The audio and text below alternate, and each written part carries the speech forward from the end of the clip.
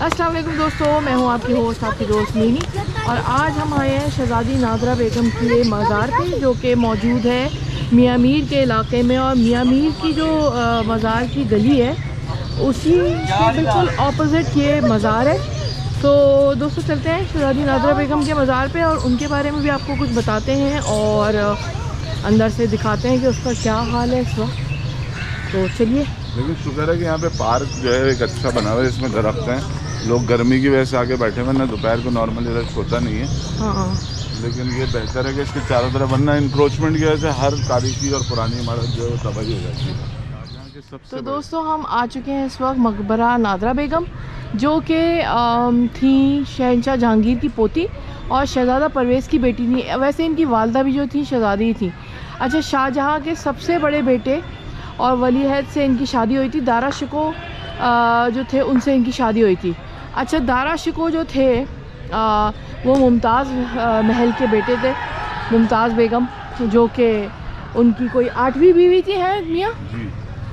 तो फिर इसके बाद नादरा बेगम जो है दारा शिको के साथ रहती रही और फिर इनको जब जंग शुरू हुई तो इनको राह फ़रार इख्तियार करनी पड़ी और इनका बलूचिस्तान में इंतकाल हुआ था। लेकिन फिर इनको क्योंकि दारा शिको को इनकी हज़रत मियाँ मीर से एक रूहानी लगाव था तो इनका मज़ार यहाँ पे एक तालाब के करीब बनाया गया था।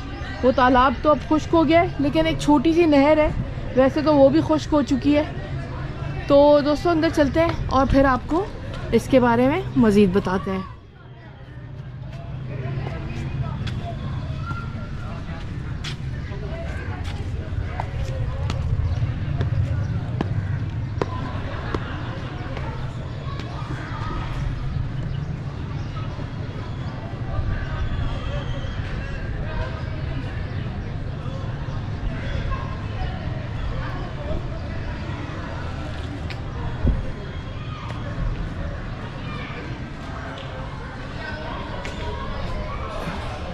दोस्तों ये है नादरा बेगम की कब्र, आखिरी आरामगाह। यहाँ पे लिखा हुआ भी है नादरा बेगम ज़ौजा शहज़ादा दारा शिको, सन वफ़ात 1609 1659।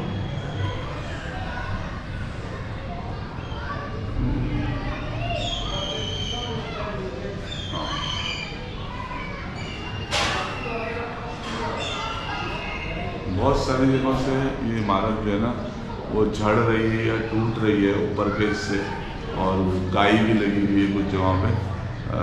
बहरहाल ये जगह कोशिश की गई होगी इसको संभालने की और रखने की। इसमें देखिए आपको वहाँ नहर भी नज़र आ जाएगी। ये नहर यूँ करके इसके चारों तरफ है और फिर यहाँ से ये फव्वारों वाली जगह इस तरफ आ रही, क्योंकि ये चारों साइड है मज़ार के, और फिर यहाँ से ये नहर जा रही है आगे।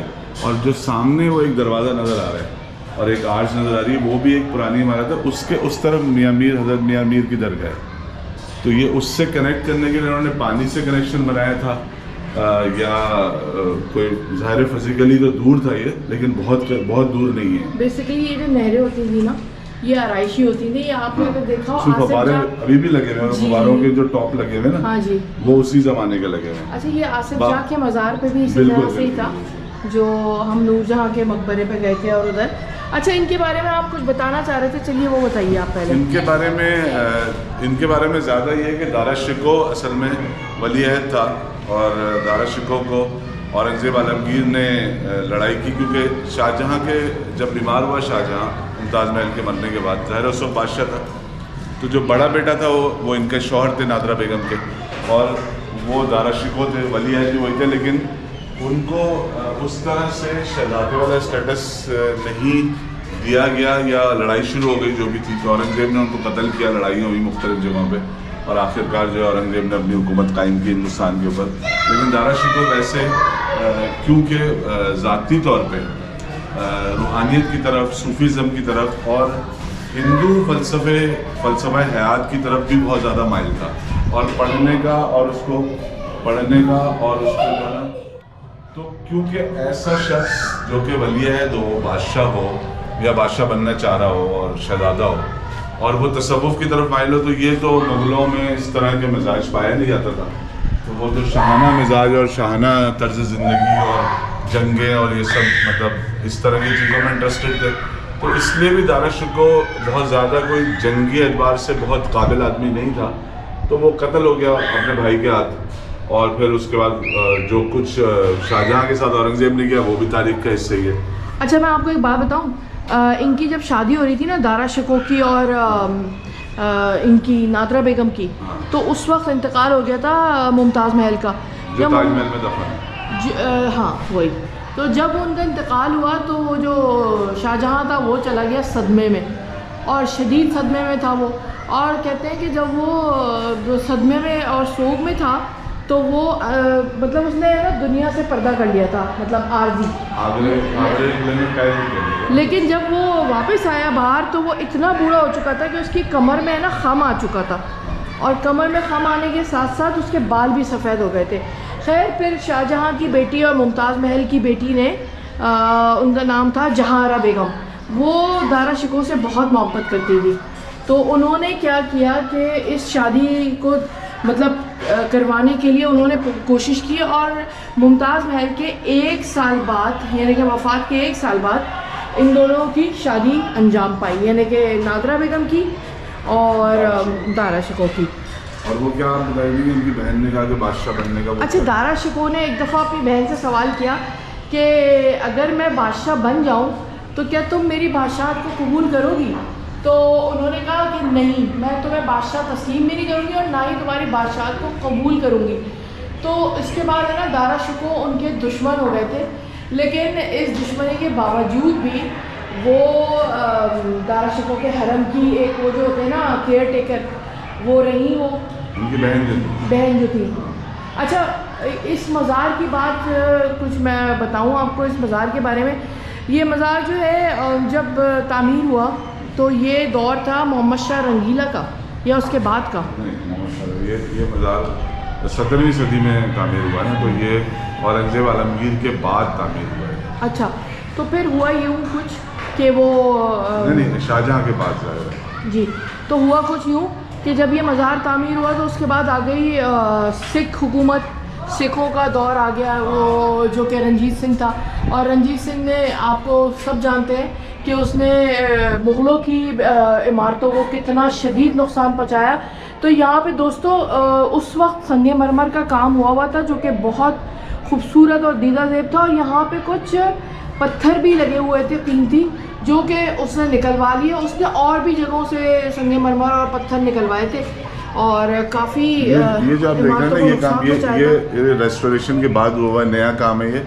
ये पेंट भी नया हुआ है, ये कुछ पुराना है, ये रेड वाला जो पुराना है, ये बाकी नया है। ये भी रिपेयर हुआ हुआ है, ये भी रिपेयर हुआ है, ये आर्चेज़ रिपेयर हुई हुई हैं, इस पर रिपेयरिंग का काम हुआ है। लेकिन इसकी इमारत की जो, हालांकि मियाँ मीर के पहलू में एक तरह से आप कह लें इसको, उसके बावजूद इसकी बदकिस्मती ये है कि पार्क बना के इन्होंने बचा तो लिया कि इंक्रोचमेंट से इस इलाके को ये पार्क बना हुआ है, लेकिन पार्क में ज़ाहिर है झूले होते हैं, लोग आके बैठते हैं, तो उस वजह से मज़ार की वो वैल्यू या इस आर्किटेक्चर की वो वैल्यू जो होनी चाहिए थी अपनी ब्यूटी की वजह से या एंशेंट होने की वजह से, वो ख़त्म हो गई है। और यहाँ पे मुख्तलिफ लोग मुख्तलिफ हरकत कर रहे होते हैं, बैठे होते हैं, और एक तरह से ये हम नहर के नीचे भी देखें आर्चेज जो इन्होंने बनाई हुई है, नहर के नीचे यहाँ से गुजरने का रास्ता है दूसरी तरफ जाने का, ये कितना खूबसूरत है कि उस पर भी काम किया हुआ है।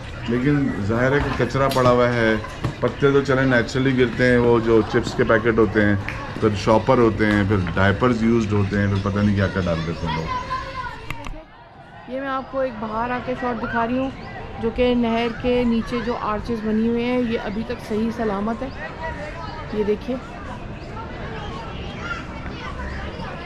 ये देखें एक आदमी भी निकल के गया है। इनकी हाइट कदरे कम है, यानी कि झुक के निकलना पड़ता है। शायद ये मुग़लों का तरीका है कि उनकी इमारतों के दरवाजे भी छोटे होते थे ताकि लोग उनको कॉर्नर बजाते हुए बजा लाते हुए आएँ और उनके आगे हमेशा झुक के ही घुसें।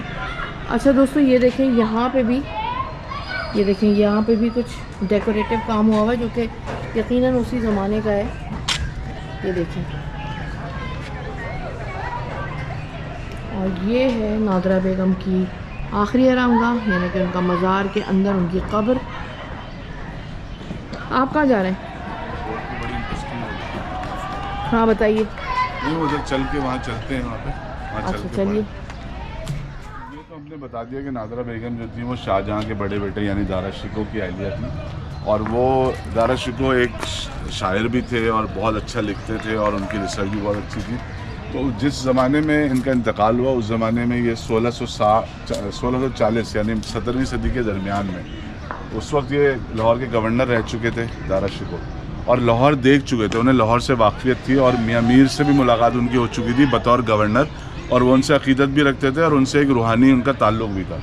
तो इनकी उस ज़माने में जब ये जंगें हो रही थी अपने भाइयों से उनकी, तो वो शिफ्ट भी कर रहे थे, भाग भी रहे थे। तो उस दौरान में बलूचिस्तान में इनको पेचिश और बदहज़मी और इसकी वजह से डेथ हो गई नादरा बेगम की, और थकन भी बहुत हो गई थी, उनको इतना ट्रैवल जान बचाने के लिए भागना पड़ा था।